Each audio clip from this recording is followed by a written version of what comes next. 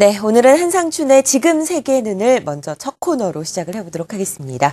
중국 소식 들으셨죠? 중국에서 권력 이양 작업이 본격적으로 시작됐습니다. 후진타오에서 시진핑 시대로 넘어가고 있는데요. 이로써 어제부터 이제부터 현 지도부로서는 마지막으로 17기 전체 회의, 7차 전체 회의가 현재 열리고 있는 상황입니다.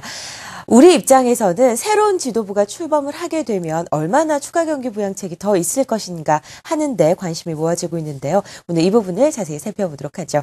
한국경제신문 한상춘 논설위원입니다. 안녕하세요. 네, 안녕하십니까. 네, 중국의 권력 이양 작업이 시장의 관심사로 대두되고 있습니다.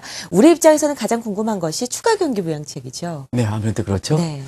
일단은 미국의 샌디 피해로 네. 인해서 여러 가지 증시 악재가 되지 않겠냐 많은 사람이 얘기했습니다는 역시 시스템은 상당히 안정되어 있는 것 같습니다. 그리고 여기에 주택시장 관련된 지표가 아주 호조를 보이고 있고 그래서 주가가 많이 올랐어요. 상당히 우리 투자자 입장이라든가 한국경제TV의 시청자 입장에서는 상당히 이렇게 다양한 일이 아니냐 생각합니다. 그것이 국가의 마지막 안전변으로서 얼마큼 강화되어 있는가 최후의 보류를 경제의 능력에 비례돼서 왜 미국이 선진국인가 하는 것을 단적으로 보여준 대목이 아닌가 생각합니다. 또 하나의 관심이 어제부터 사실상 시진핑 체제로 넘어간다 이렇게 보시면 되겠습니다. 이 권력 이양기의 마지막 당무회의가 되겠는데요. 사실 시진핑 체제가 내년 3월부터 공식화됩니다는 이 기류 개최로 사실상 권력은 넘어갔다 이렇게 평가를 하는 것이 국제금융시장의 일반적 시각이거든요. 그런 관점에서는 중국이 우리나라의 최대 수출국 입장에서 보면 어떻게 경제정책의 방향을 잡아갈 것인가 하는 측면은 세계 어떠한 과제보다도 한국 경제라든가 한국 증시의 향방을 가름할 수 있는 최대 변수가 되지 않겠냐 생각합니다. 네. 다행인 것은 역시 시진핑 체제에서도 경기 부양에 최우선 목표를 두지 않겠나 이렇게 보고 있습니다. 종전의 후진타오 체제에서는 그때 고도 성장이기 때문에 불균형이 상당히 심해서 사실 그때는 균형 성장으로 가지 않겠다, 가는 게 아닌가 이렇게 이제 나왔습니다는 이번 같은 경우는 경기 회복에 무게를 둔다 이렇게 보시겠습니다. 또 한 가지는 지금 권력 체제 이양기에서 과거 권력 체제에 비해서는 지금 상당 부분은 여러 가지 경제 통제력이 좀 많이 약화된 상태거든요. 네. 여기서 무엇보다도 경기 부양이 우선적 과제를 실현시키기 위해서 경제 통제력은 상당히 강화되지 않겠나 이렇게 보고 있습니다. 이런 가운데 본격적으로 우리가 많이 기대하고 있는 경기 부양책 이것이 우리 증시 참여자 입장에서는 지금 최대 관심이 되고 있다 이렇게 보실 수 있습니다. 정치적으로는 지도부가 바뀌는 아주 큰 변화를 맞고 있는 중국입니다. 정책 부분에서 가장 중요한 것이 바로 이 경제 부분이라고 할 수 있겠죠. 중국의 경제 상황, 현재는 어떤 상황인가요? 왜 중국이 시진핑 체제가 되면 다시 경기 회복을 위해서 드라이브 시키겠느냐 하는 측면에서 보면 중국이 지금 아시겠습니다는 이 외연적 성장 단계에서 내연적 성장 단계로 사회주의 그로스베이스 성장 경로가 이행하는 단계거든요. 이런 과정에서 여러 가지 슬러지 때문에 그로스베인 성장통을 겪고 있습니다. 이 단적인 모습이 3분기 성장률이 7.4%로 중계 잠재 성장률도 떨어지다 보니까 우리가 많이 얘기했던 경착륙 문제라든가 이 MIT 함정 우려, 이 MIT라는 것은 미국의 대학 이름이 아니고 미들 인컴 트랩에서 중진급 함정 우려이다 이렇게 보시됐습니다. 이 우려가 됐었거든요.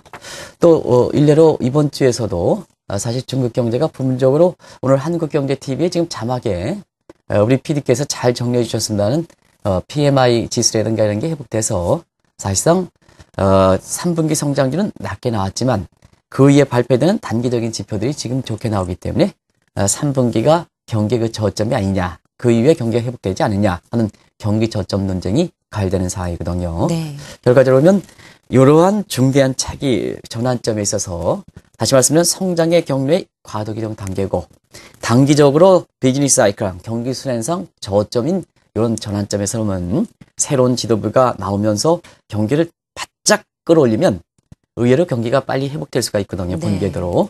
그런 상태에서 정책의 우선 목표는 경기 부양에 두고 여기에 따라서 대대적인 경기 부양책이 나오지 않겠나 이런 예상들이 나오고 있다고 보실 수 있습니다.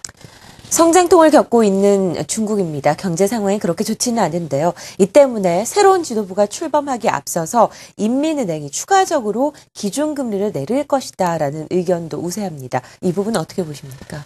중국의 인민은행 총재는 서방국과 달리 네. 정권 교체가 되면 사실상 권력에 많은 영향을 받습니다.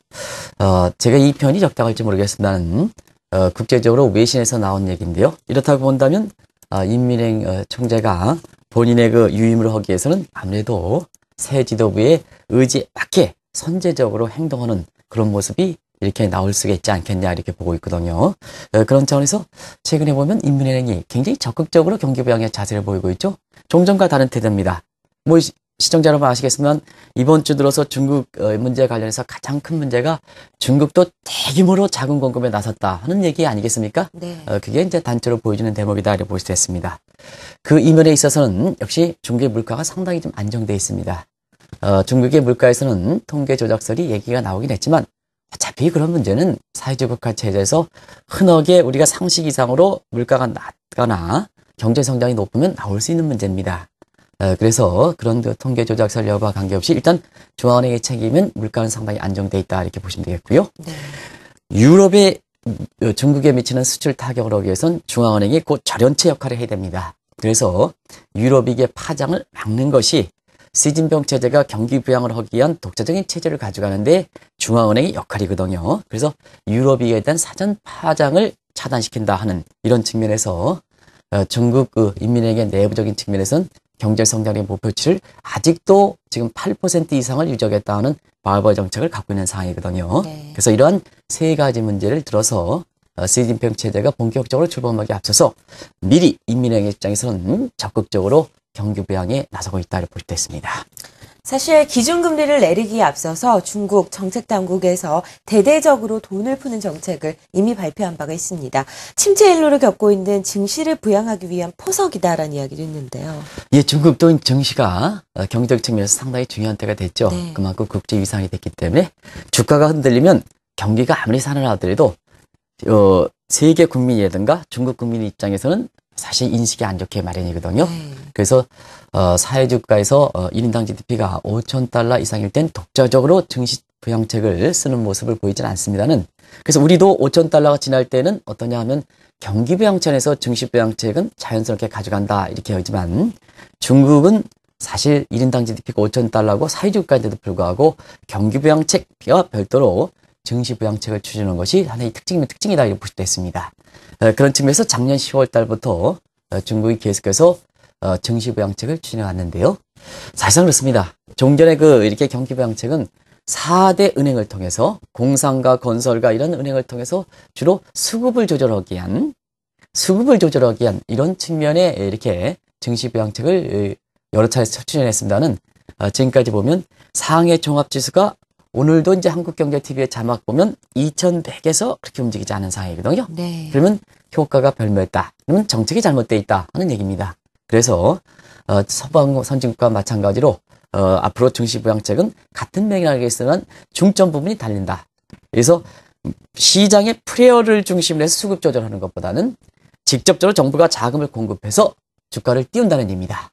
이것이 다른 점이다 이 얘기거든요. 그래서 최근에 증시 부양책에서는 정전과 달리 유동성 공급을 통해서 이렇게 증시를 부양하는 이런 정책적으로 지금 변화 모습을 보이고 있다 이렇게 볼 수 있습니다. 사실 이것은 비단 중국만의 문제는 아니고요. 오랫동안 글로벌 위기를 겪고 또 유럽 위기가 많이 대두되다 보니까 많은 신흥국들이 경제정책 방향을 경기 부양 쪽으로 잡아가는 것이 사실이죠. 최근에 통화정책의 변화 모습을 우리가 이해할 필요가 있는데요. 아마 한국은행 당국자들도 이런 점은 정책 변화를 좀 잘 읽어보실 필요가 있지 않나 생각합니다. 지금 선진국은 양적완화 정책을 재추진하고 있다 이렇게 보시면 되겠습니다. 그래서 통화정책에서는 기준금리를 변경하고 유동성을 조절하는 정책에서 유동성을 조절하는 정책으로 재추진하고 있다고 볼 수 있습니다. 그리고 신흥국들은 파인 튜닝에 나서고 있는데요. 종전 같은 경우에는 사실 기준금리 인하에 이렇게 많이 주력해 왔습니다는 최근에 보면 중국도 그렇고 브라질도 그렇고 기준금리 인하뿐만 아니라 선진국과 마찬가지로 돈을 공급하는 미국식 양적완화 정책을 그대로 수용하는 모습을 보이고 있거든요. 또 한 가지는 신흥국 같은 경우는 재정의 여유가 있다 보니까 중국과 마찬가지로 재정 측면에서도 경기 부양을 보완하는 이런 측면이 있습니다. 두 가지 각도인데요. 하나는 기준금리를 내리더라도 이제는 유동성 함정에 처해 있기 때문에 사실상 경기를 부양시키고 증시를 부양시키는 목적이 다르다 하는 것을 말씀드리고, 또 다른 측면은 선진국의 양적완화 정책에서 자국 통화를 이렇게 약세로 가는 수출 진흥책을 추진하다 보니까 신흥국도 그 같은 경우는 맞대응해서 미국식으로 돈을 풀면 맞대응하다 보니까 자국 통화가 앉아서 절상돼서 사실상 경기라든가 수출에 미치는 파장을 최소화한다는 차원에서 신흥국들도 돈을 풀게 가산다 이렇게 볼 수 있습니다. 이게 세계 경제에 어떤 모습을 보일까 하는 것은 나중에 좀 시간을 갖고 말씀드리도록 하겠습니다. 정부뿐만 아닙니다. 최근 들어서 중앙은행들의 자세도 많이 바뀌었는데요. 이건 선진국뿐만 아니라 앞서 말씀드린 신흥국의 중앙은행도 종전과는 다른 입장을 많이 표명하고 있다고요. 가장 변화가 어려운 것이 아마 사회주가의 인민은행 같은 이런 중앙은행이 아닌가 생각합니다.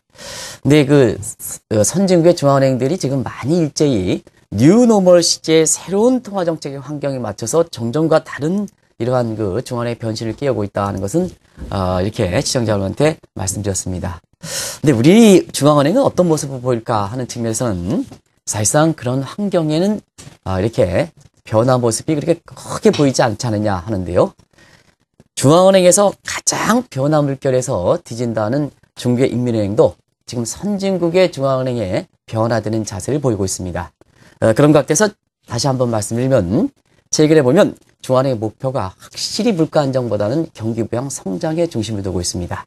그리고 이 통화정책의 수단에 있어서도 기준금리 인하보다는 돈을 푸는 유동성 조절 정책에 나서고 있다 이렇게 보시면 되고요.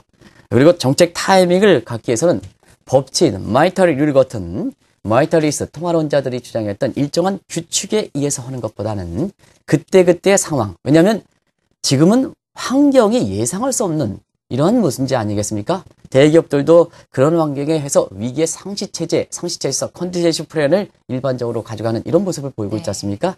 그래서 준치에 하는 것보다는 인치에 하는 것이 사실상 적당하지 않냐 이런 차원이고요.